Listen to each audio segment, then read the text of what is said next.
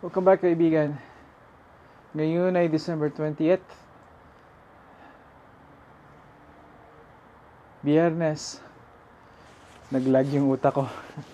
Uh, feels like minus 3, minus 5, feels like minus 10 ngayon sa ihip ng hangin. Hindi naman mahangin eh. Pero pag umihip nadodoble yung, nadadagdagan ng 5 degrees na malamig, sentigrado dito. Lapit na ang Pasko, no? Dun sa mga nakakaramdam ng stress, iba masaya, yung sa nakakaramdam ng stress, naiintindihan ko kayo. Hindi pa ako nakakabili ng kumpleto mga mga regalo. At ito, kailangan ko magpala ng ng driveway, ng mga properties. Tapos mamaya didiretso ako sa mga tindahan, most likely sa mall. Siguro sa iba, doon sa mga veterano na dyan, pag sinabi yung mall, natindig siguro yung balahibo nyo, no? The parking, just the crowd. Hindi ko alam kung ano ang magiging, hindi ko alam kung gaano karami mga tao dito. Hindi ko napapansin kasing rami, at least dito sa aming lugar. Dito sa norte ng Toronto, GTA, Greater Toronto Area, north part.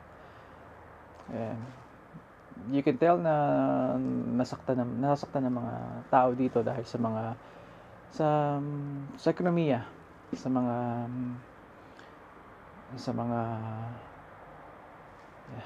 mga nangyayari ngayon like parang walang katapusan, di ba? At palala ng palala.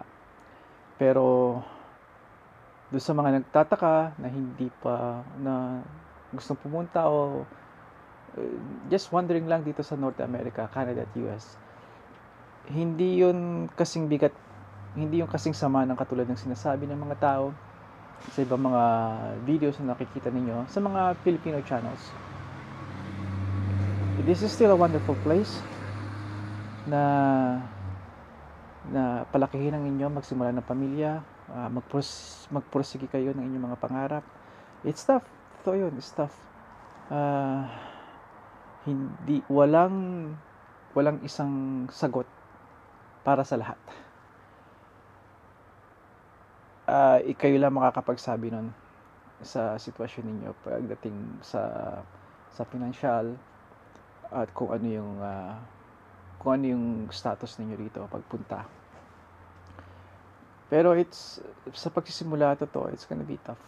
Pero naniniwala ako ng babago yon. Kaya ilagay nyo pa rin sa option ito, US at Canada. Option to consider. And naging magtagumpay dito ay bihira lang talaga ang luck. They did, nag-prepare sila. Even yung mga tao dito na even nung panahon wala pang internet, they just work hard. At disiplina ang importante rin. Disiplina sa sarili. At unfortunately, that's a lot of us are lacking or sumasablay tayo, di ba? Kaya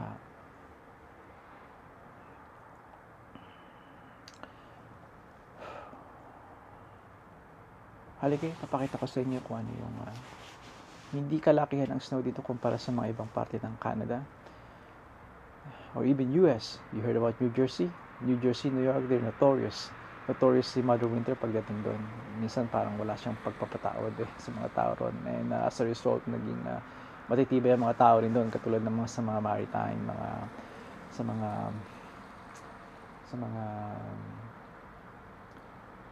mga norte, and even the northwest people, ay matitindi din doon. Kaya give them respect, di ba? Lalo pa doon sa mga tao na they're masyadong kinikritiko sila na parang snow lang yon, or hindi biro to sa may totoong lugar na may seryosong winter. Hindi biro to. Pero with proper preparation at paghahanda nga at walang katapusan na na na pagsasaliksik, pag-aaral para matuto ka kung paano mabuhay dito. It will come naturally eventually.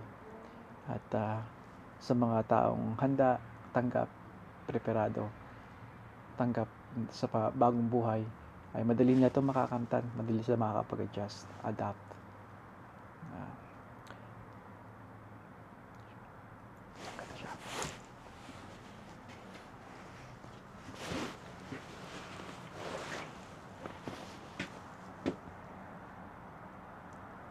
I'll say half an inch.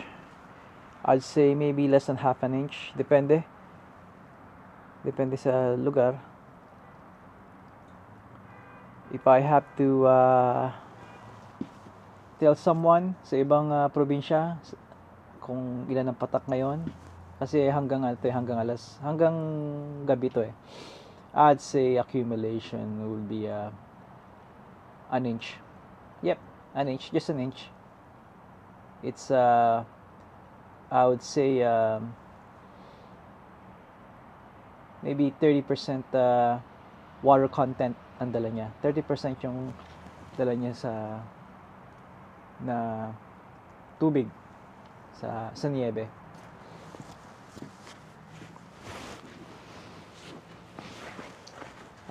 Yeah. Kaya nga mamaya pupunta ako sa ilan na to? 5 minutes. Oh, 7 minutes. Yeah, ito ang aking susutin nga pala. All Carhartt. Pag nakita ko sa mall, makikita ninyo dito. Adjust ko ng konti. Ito ang aking kasuotan at ito ay alam niyo sa atin sa Pilipinas, at least sa panahon ko, hindi ko na alam ngayon, may mga kailangan maayos na suot mo, di ba? Dito ako pumupunta, ito may mga stain, may mga grasa yung aking kasuotan at pantalon, may mga stain din, and it's no big deal yon, you know. Pag nakita ka, no big deal. Nakakatawa nga minsan, kalapit ko minsan yung mga tao na mga fashionista na meron silang Carhartt at alam ko natin yung sila sa akin. You know, ito yung mga gusto nila eh. Gusto nila yung may mga sirang pantalon ng Carhartt, yung mga may mga stain, yung kita mo na yung sun bleach, yung beaten up ng mga damit. At yun ang mga inaasa mo sa nila. They'll pay big bucks sa mga damit na katulad nito. Mas malala pa, which meron akong mga gamit pa na mas may mga mancha at may mga kupas na Carhartt. Yun mas pataas ang presyo na they willing to pay. Dahil nga, hey, feeling nila it's vintage, feeling nila it's yung nagamit ng todo. At mga hipster kalamitan ang sumusuot noon. You know. Yeah, it's a thing dito. Ewan ko sa Pilipinas. Narinig ko may Carhartt na rin dyan eh. And I don't know kung ano yung klaseng Carhartt. There's a good chance I think whip yun. Yung work in progress na I'm not a fan of that. Pero I'm sure marami nakakagusto nun na mga hipster nga kabataan. Okay kaibigan, dito na muna ako magpapaalam sa inyo at hindi tataas ang araw kapag patuloy ako nito nasa harap ng camera. Tama-tama, under 10 minutes.